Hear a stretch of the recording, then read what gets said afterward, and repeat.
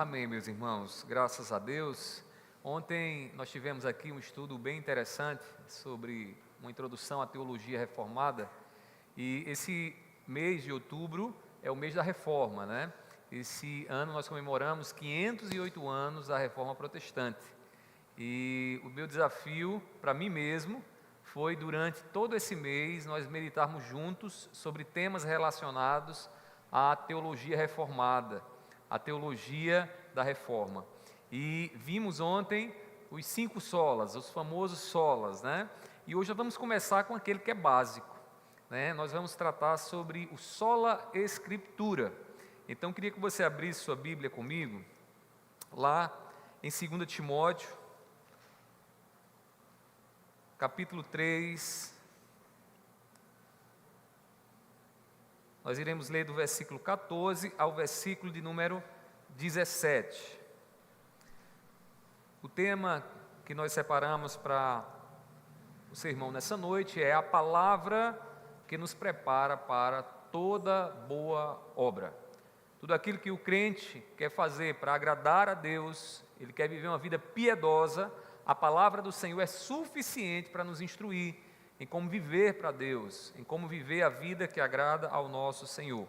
E essas palavras que nós vamos ler são palavras de Paulo, o apóstolo Paulo, a o seu servo, o servo do Senhor Timóteo, que estava ali pastoreando a igreja em Éfeso, e estava enfrentando algumas dificuldades com relação às heresias, os falsos ensinos e também os falsos mestres que ameaçavam a igreja. E aí Paulo escreve essas palavras para Timóteo, dizendo o seguinte, 2 Timóteo, capítulo 3, versículo 14 a 17. Quanto a você, permaneça naquilo que aprendeu e em que acredita firmemente, sabendo de quem você o aprendeu, e que desde a infância você conhece as sagradas letras que podem torná-lo sábio para a salvação pela fé em Cristo Jesus.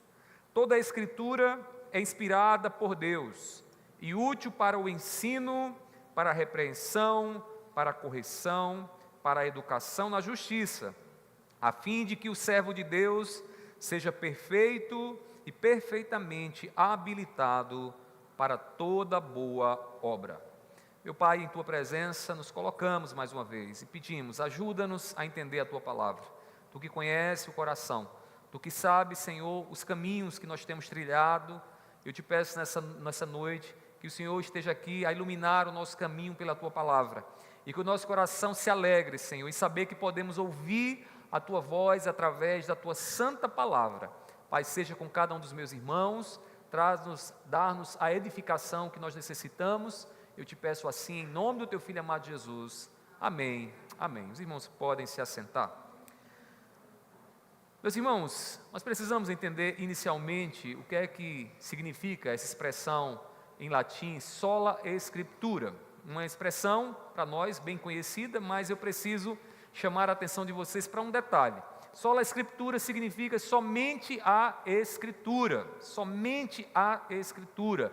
E nós devemos então perguntar, mas por que afirmar que somente a Escritura? Isso tem a ver, irmãos, com autoridade. O que é autoridade? Autoridade é aquilo que tem a capacidade de determinar em nós uma decisão. Quando nós temos alguém como autoridade, aquela pessoa, ao falar, nós damos ouvidos àquela autoridade, porque ela tem poder, porque ela tem a instrução para nós. Quando nós falamos da sola escritura, no contexto da reforma, nós estamos dizendo que uma igreja reformada e reformado como somos, nós cremos que a nossa fé e o nosso comportamento têm a palavra de Deus como autoridade. É a palavra que diz o que é que nós devemos crer e como nós devemos nos comportar. Meus irmãos, por que precisamos afirmar isso? Quando a reforma aconteceu, havia as tradições católicas que diziam que o Papa e o magistério da igreja tinha autoridade para dizer aos fiéis o que é que eles deveriam fazer, qual era o caminho que eles deveriam seguir. Ainda hoje é assim. Eles acreditavam que a Bíblia tinha o seu lugar na fé, mas quem tinha a palavra final era o Papa.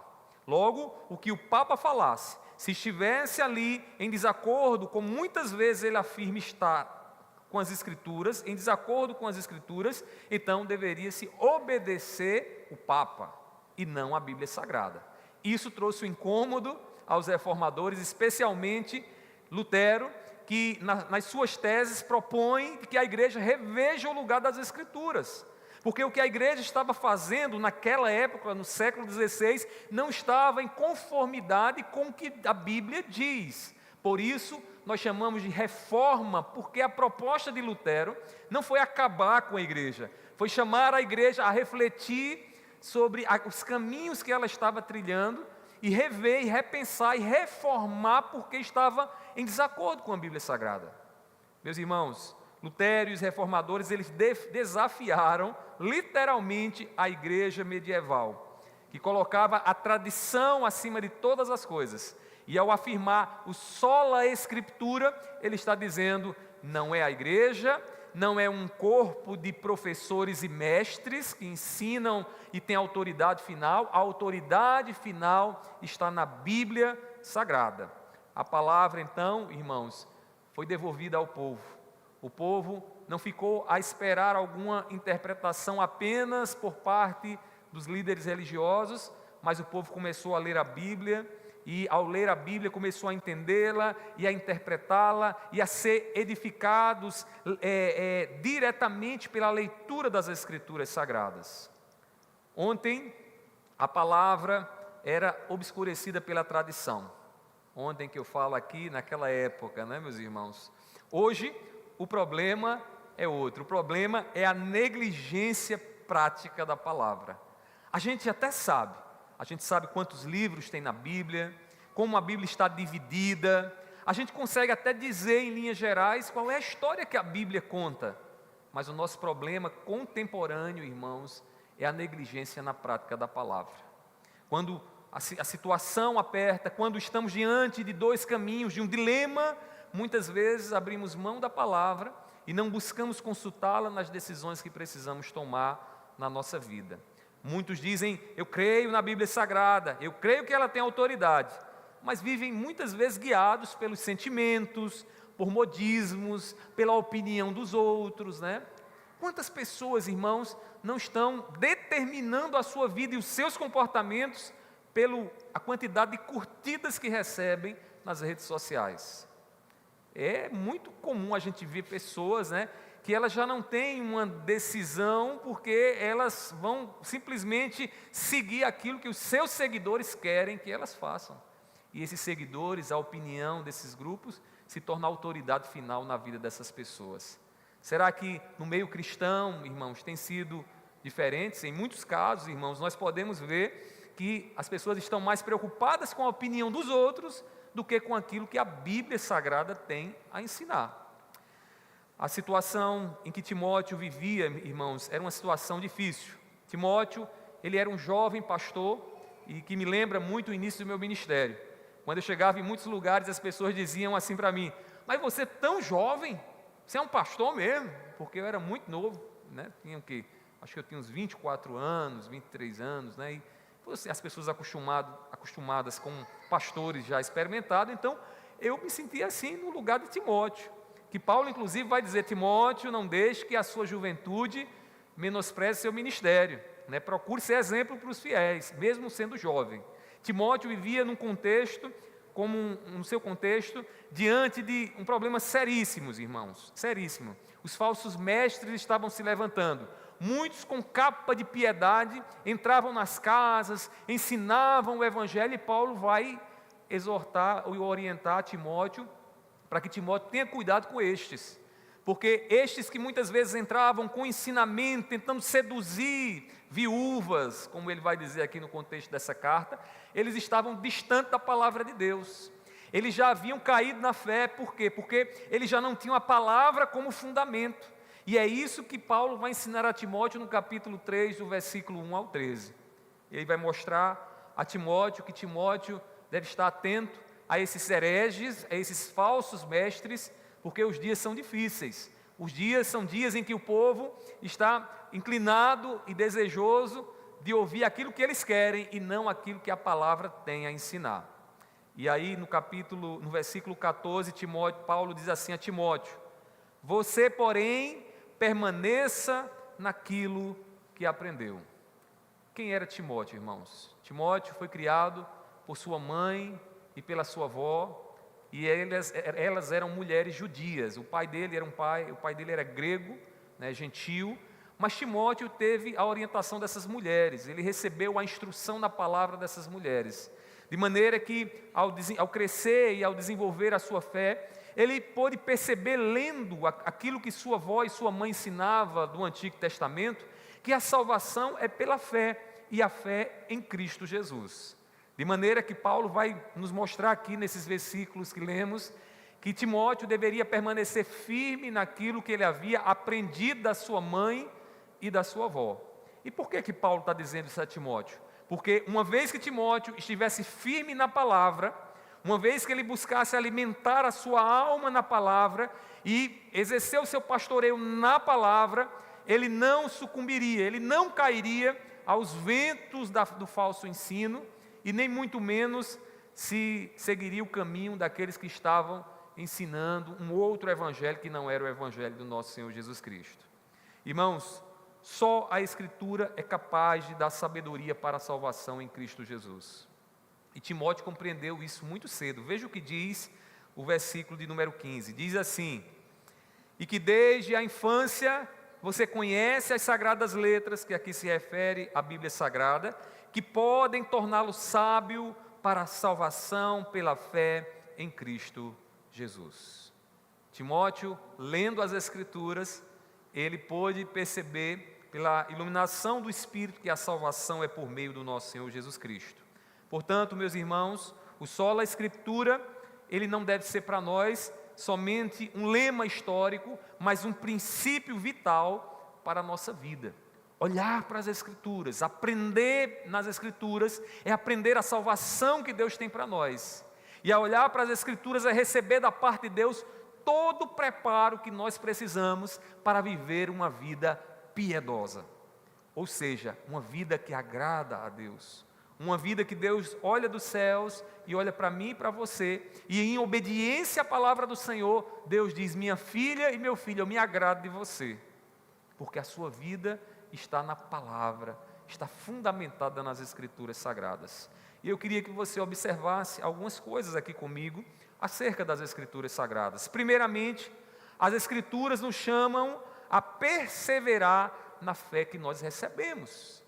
A própria Bíblia, que é a palavra de Deus para nós, ela nos chama a perseverar na fé que ela mesma revela. Certa vez, alguém perguntava: como é que eu posso ouvir a voz de Deus? Como é que eu posso ter certeza de que Deus está falando comigo? Meus irmãos, todas as vezes que a Bíblia é lida, Deus está falando. A Bíblia, ela sendo lida, ou ela sendo anunciada, proclamada, e o Espírito Santo agindo em nosso coração, nós temos discernimento daquilo que Deus quer para a nossa vida. E quando nós pensamos na nossa salvação, o discernimento para a salvação vem por meio das Escrituras Sagradas, de maneira que quando nós lemos a Bíblia Sagrada, nós somos capazes, irmãos, pela luz do Espírito, de enxergar claramente o sacrifício que Deus fez por nós, um sacrifício que perdoou os nossos pecados, o sacrifício, irmãos, que nos colocou diante de Deus, o sacrifício, irmãos, que tirou de nós toda a culpa do pecado, de maneira que agora nós vivemos em paz com Deus. E esse entendimento nos vem por meio das Escrituras. E a própria Escritura, a própria Bíblia, nos chama a perseverar nessa fé. Paulo, ele contrasta Timóteo com os falsos mestres. Enquanto para Paulo os falsos mestres eram aqueles que haviam se desviado do Evangelho, que estavam pregando uma outra fé que não era a fé verdadeira, a fé em Cristo Jesus, Paulo diz a Timóteo: você, porém, permaneça naquilo que você aprendeu. A chamada de Deus através de Paulo é Timóteo, persevere na palavra que você recebeu. Meu irmão, persevere na palavra de Deus. Coloque a sua vida na palavra de Deus, porque a palavra é rocha, porque a palavra é pão que alimenta e não nos deixa com fome. Porque a palavra, irmãos, é luz para o nosso caminho. Nós não iremos tropeçar ou cair se estivermos na palavra. Paulo diz a Timóteo: você é diferente, Timóteo. Permaneça naquilo que você aprendeu. Timóteo, ele foi instruído, irmãos, desde a sua infância. Sua mãe e sua avó, que eu queria que você lesse comigo o que diz o versículo 5 do capítulo 1 de Timóteo, foram mulheres piedosas, mulheres que buscaram a vontade de Deus, e como boas judias, elas ensinaram o seu filho e o seu neto no caminho do Senhor. Diz assim o versículo 5, Paulo falando a Timóteo: lembro da sua fé sem fingimento, a mesma que primeiramente habitou em sua avó Lóide e em sua mãe Eunice, e estou certo de que habita também em você. Deixa eu fazer aqui uma observação.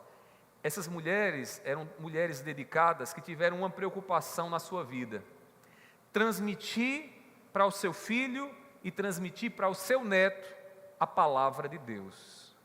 Você que é mãe, você que é vó, deixa eu lhe dar um conselho: se esforce, gaste tempo, peça ao Espírito Santo estratégia, para que você possa transmitir para os seus netos e para os seus filhos a palavra de Deus. Timóteo é o exemplo de um filho bem instruído por uma mãe e por uma avó, servo de Deus, se criou no Evangelho, pôde cumprir o seu ministério ali na igreja em Éfeso, foi colocado na linha de frente da proclamação do Evangelho. E tudo isso aconteceu porque ele estava firmado na palavra, porque a mãe dele e a avó dele ensinaram a palavra, que deu a ele a certeza e a convicção da salvação.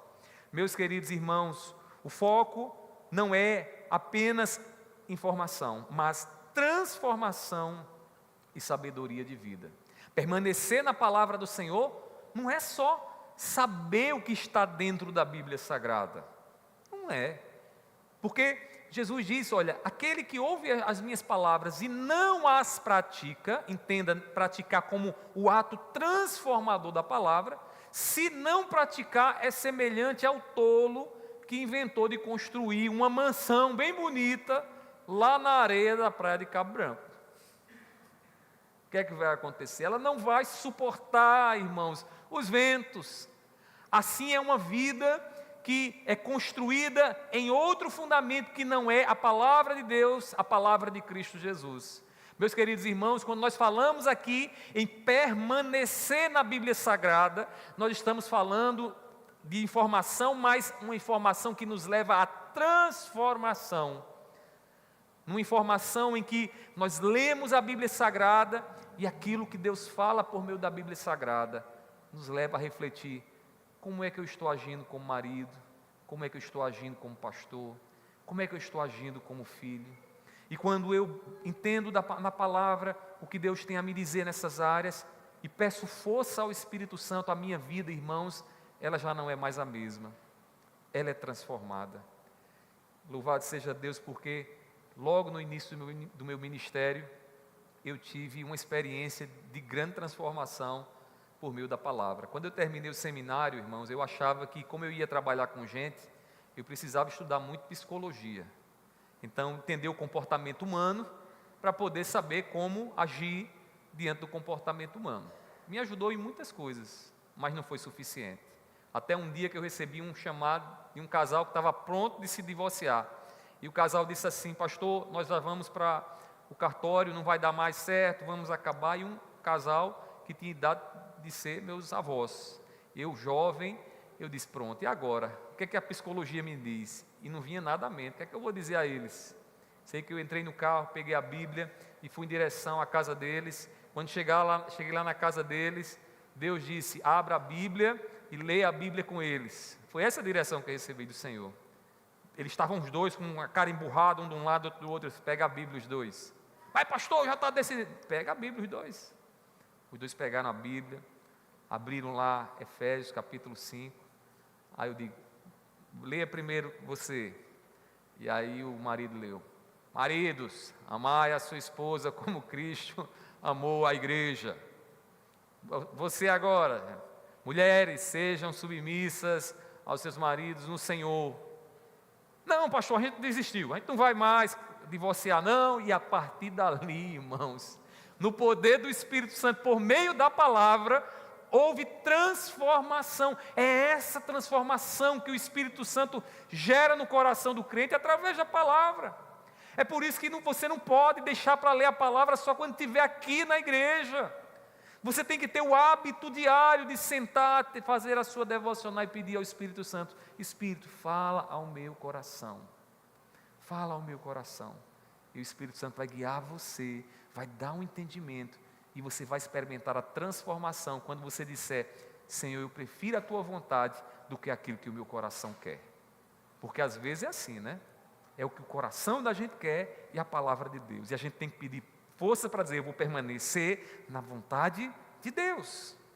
Meus irmãos, lá em Deuteronômio capítulo 6, versículos 6 a 7, a instrução de Deus para o seu povo foi o seguinte: inculca a lei do Senhor, que é a palavra do Senhor, nos seus filhos.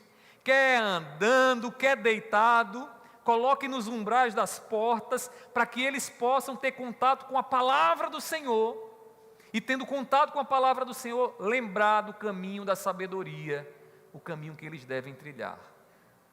A irmã Margot me ensinou muito nesse propósito, nesse sentido. A irmã Margot, ela tinha uma preocupação de colocar na casa dela, em vários lugares, a palavra de Deus. Tinha vários versículos bíblicos. Eu lembro que até no banheiro tinha um versículo bíblico. Então, você ia lá e de repente, na frente, assim, tinha um vaso, aqui também tinha outro. E você, onde você olhasse, tem a palavra de Deus. E naquele momento, pode parecer até absurdo. Por que está colocando tanto? Mas me chamava a refletir no que estava sendo dito lá.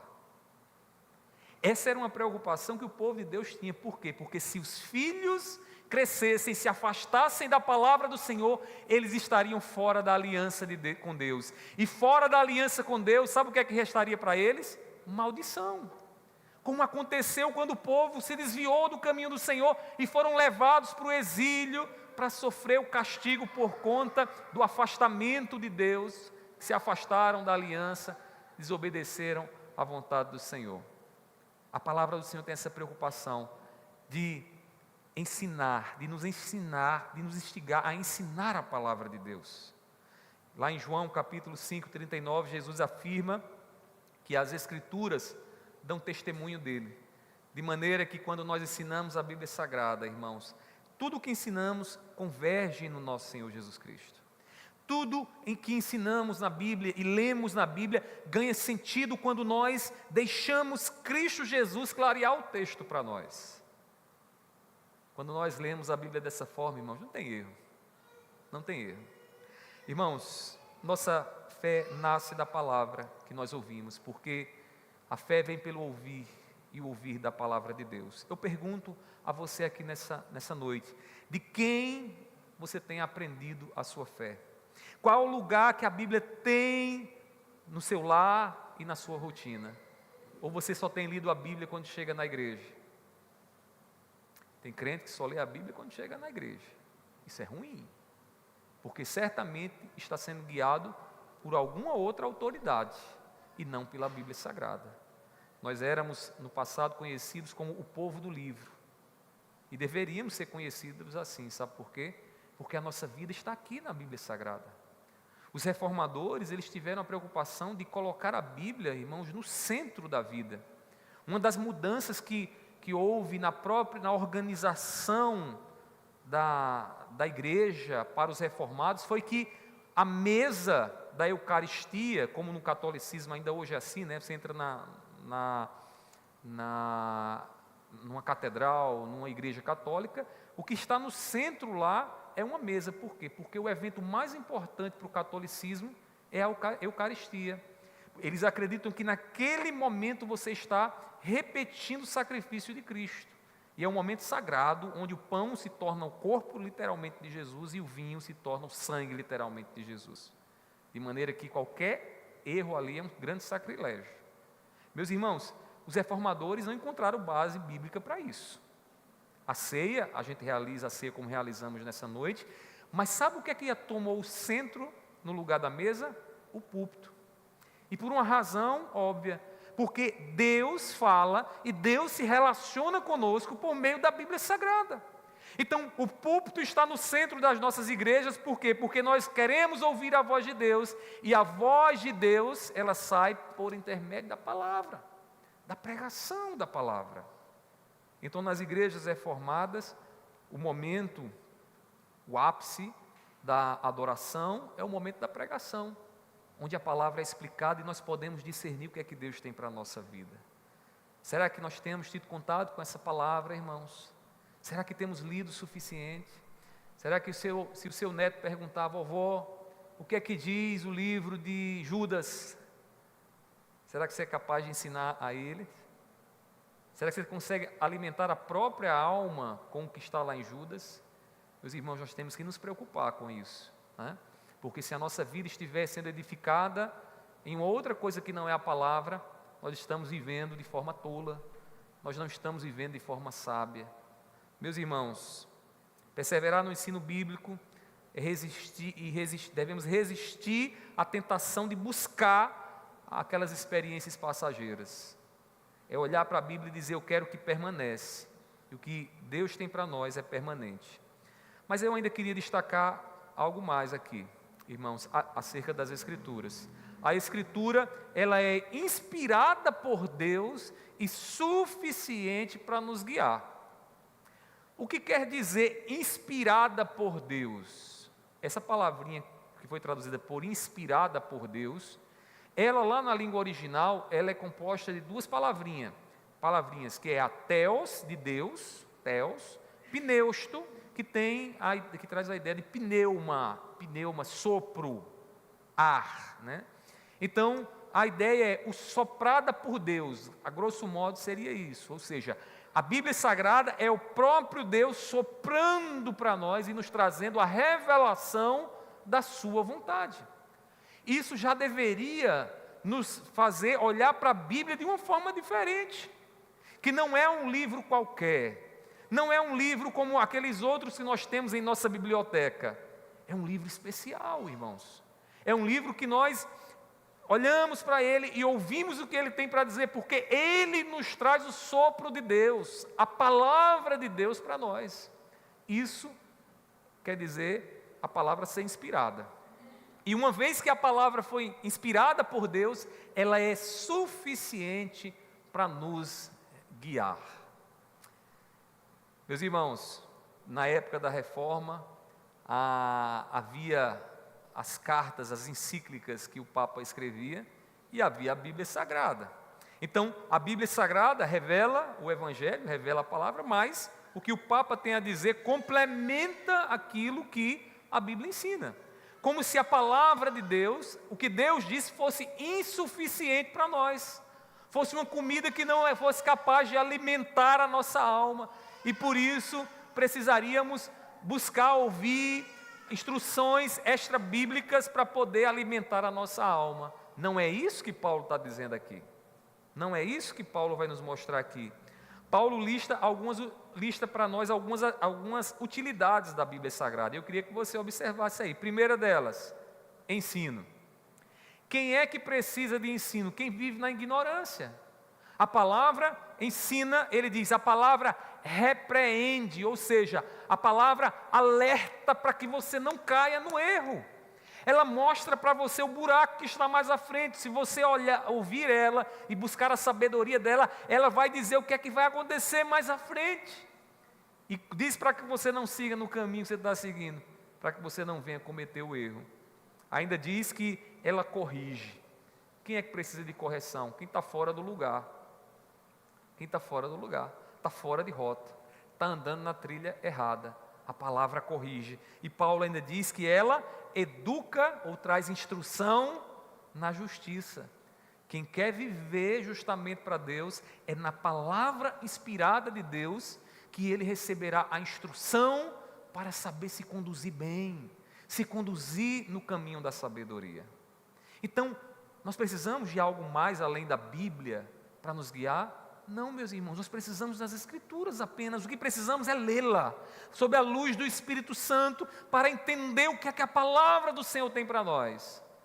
E talvez você diga, então, pastor, a gente não precisa nem do Senhor. É verdade, se você pegar a Bíblia e começar a ler sobre a luz do Espírito Santo, você não tem mestre melhor do que o Espírito Santo. Mas deixa eu lhe dizer uma coisa. Deus também dotou, deu dons na igreja para mestres. Tem alguns de nós que têm uma capacidade de explicar a Bíblia de forma muito clara. E esse propósito é para a edificação da igreja, é para que a igreja seja edificada. Mas estes que explicam a palavras, eles não podem vir com ensinamento novo.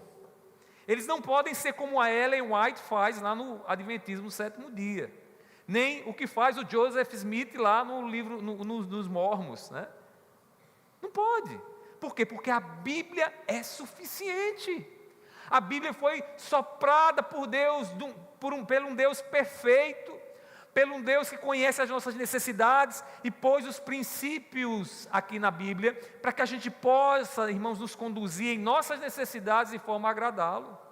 Nós não precisamos de outra coisa a mais, de um livro que complementa o livro de Moroni, não precisamos disso.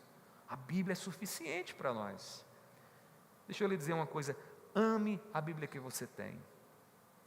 E que este amor leve você a todo dia degustar a palavra, a se deleitar com as verdades que a Bíblia Sagrada tem para você. Como diz, irmãos, lá o Salmos 19, versículos 7 a 8, a lei do Senhor é perfeita e restaura a alma.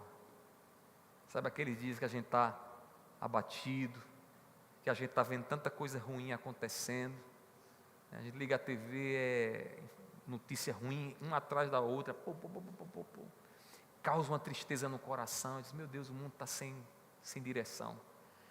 E aí a gente vai para a Bíblia, e lendo a Bíblia nós encontramos um Deus que está no controle da história, do Deus que não perdeu em momento algum o controle da história, que tudo está acontecendo para que no fim Ele seja glorificado, e Ele será glorificado. Ele revelou para nós isso, para que a gente tenha consolo da parte de Deus, para que a gente não se desespere diante do que tem acontecido no mundo. Irmãos, a palavra do Senhor tem esse poder de trazer consolo ao coração, mas ela não vai trazer o consolo ao seu coração se ela ficar empoeirada lá na estante, se ela estiver dentro do carro, mas nunca ser aberta para refletir, para meditar. Ela precisa ser comida, ela precisa ser saboreada. É preciso que haja em nós um desejo de conhecer a Bíblia Sagrada, porque eu sei que você sabe o basicão, né? Mas tem coisas tão preciosas que você precisa saber, que não pode se limitar a João 3,16, que você conhece de cor. Tem que ser mais do que isso. Meus queridos irmãos, a Escritura é inspirada por Deus e suficiente para nos conduzir, para nos guiar. Se a Escritura é inspirada e suficiente, porque tantas vezes, irmãos, nós recorremos a outras fontes como se fossem mais relevantes? Por que nós estamos atrás de palavras de homens para nos alimentar, quando o desejo que temos pela eternidade é a palavra que nos alimenta? Meus irmãos, precisamos reconhecer que a Bíblia não é apenas o manual do domingo, onde o pastor está pregando, você está acompanhando aí, e você, está aqui, certo. É mais do que isso, irmãos. A Bíblia Sagrada, ela é a voz viva de Deus. É Deus falando ao nosso coração. Esses dias conversava com alguém que dizia assim, pastor, nessa época da tecnologia, a gente não precisa nem levar a Bíblia para a igreja. A gente leva o celular.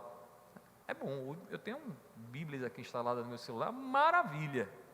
Mas deixa eu dizer uma coisa, a Bíblia do celular não tem o poder simbólico que a Bíblia física tem. A Bíblia física, ela transmite uma mensagem para as pessoas que não conhecem a Deus. Transmite a mensagem da sua fé, da sua tradição. Transmite a mensagem que você valoriza esse livro.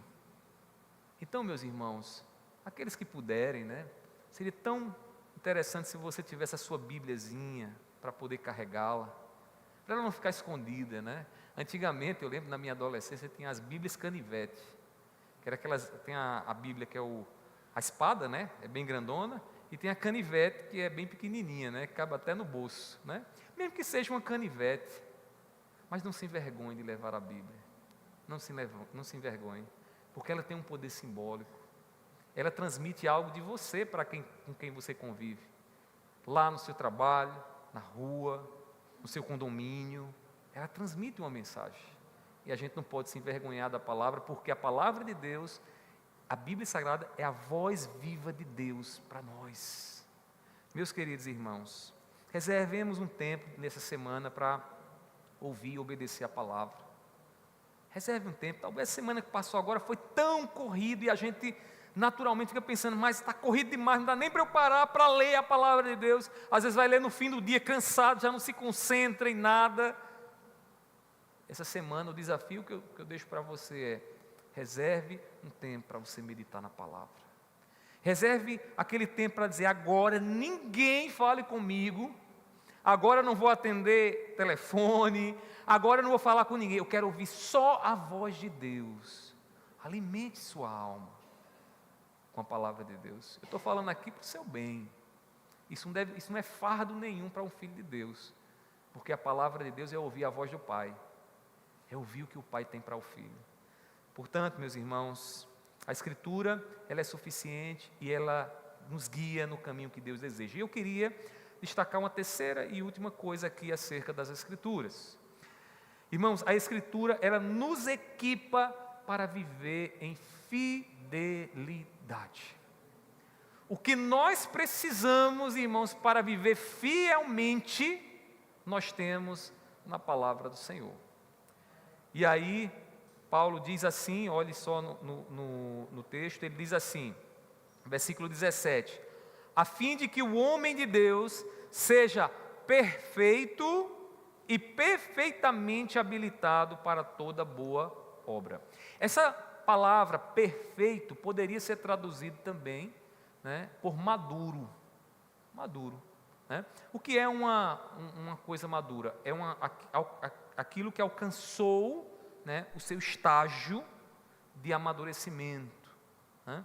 Ou seja, a palavra do Senhor, ela nos amadurece, ela nos faz progredir para aquilo que Deus deseja de nós, alcançarmos essa maturidade. Aqui, irmãos, ainda há uma outra imagem, que é a imagem de alguém plenamente equipado. E o termo muitas vezes é utilizado para os navios que eram equipados para sair navegando pelo mar. Então, Paulo está dizendo a Timóteo: Timóteo, o que você precisa na sua juventude é da palavra, que vai te equipar para que você faça o que Deus quer que você faça, para que você alcance a maturidade ministerial. Você tem que ler a palavra e viver a palavra. Você tem que ser transformado pela palavra para que de fato você viva a maturidade do ministério. Porque levar a sua Bíblia debaixo do braço também não vale nada, né? Na sua vida você pode até dizer alguma coisa para quem está fora, mas para o seu crescimento a palavra precisa estar no seu coração, para que você saiba como se conduzir, o que fazer para a glória do Senhor. Meus irmãos, lá em Efésios capítulo 2, versículo 10, Paulo diz assim, que nós fomos criados em Cristo Jesus para boas obras. Criados em Cristo Jesus. Quando fomos regenerados, fomos criados em Cristo para boas obras. Mas e como saber que boas obras são essas que Cristo tem para nós? Irmãos, estão na palavra, no Evangelho. Meus irmãos, Cristo revela para nós a boa obra que nós precisamos realizar. Ele disse que nós precisamos orar pelos nossos inimigos. Ele disse que nós precisamos viver uma vida de fé, não de ansiedade, dependendo do cuidado do Pai. Ele diz, irmãos, que nós precisamos vigiar o nosso coração, porque muitas vezes o coração se ira e irado mata o irmão. Meus queridos irmãos, tem tanta coisa que Jesus diz para nós, e tudo isso está na Bíblia Sagrada, na Bíblia que é suficiente para a nossa vida. Irmãos, a Bíblia que nos prepara, que nos equipa para vivermos para Deus e para a glória do Senhor.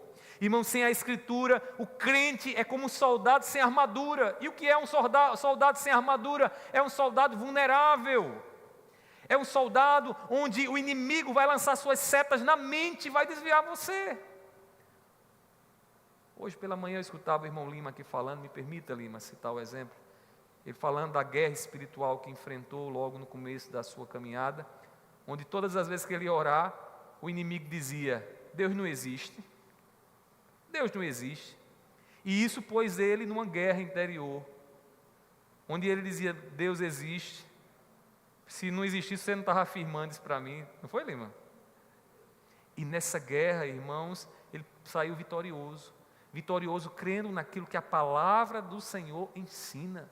Meus irmãos, o nosso inimigo, ele não cessa, ele está ao nosso derredor, ele lança setas e nós precisamos estar revestidos com a palavra, com a espada para desviar as setas que ele vai lançar em nossa direção. Mas um crente, irmãos, sem a palavra, é um soldado no campo de batalha sem armadura, vai ser ferido, vai ser machucado, vai ficar prostrado.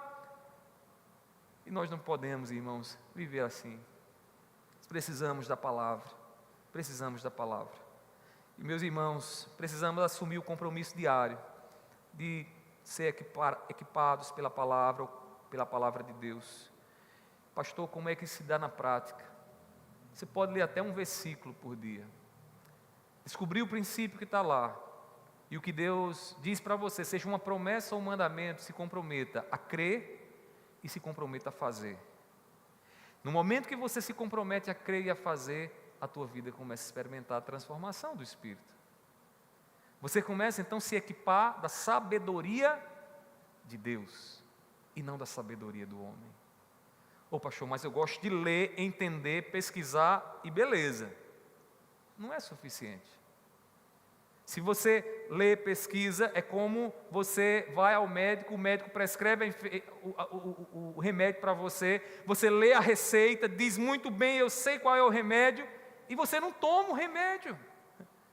Que efeito vai ter a palavra de Deus na sua vida se você não tomar o remédio? Ou seja, se você não lê a palavra de Deus e não pratica a palavra de Deus, não vai ter efeito.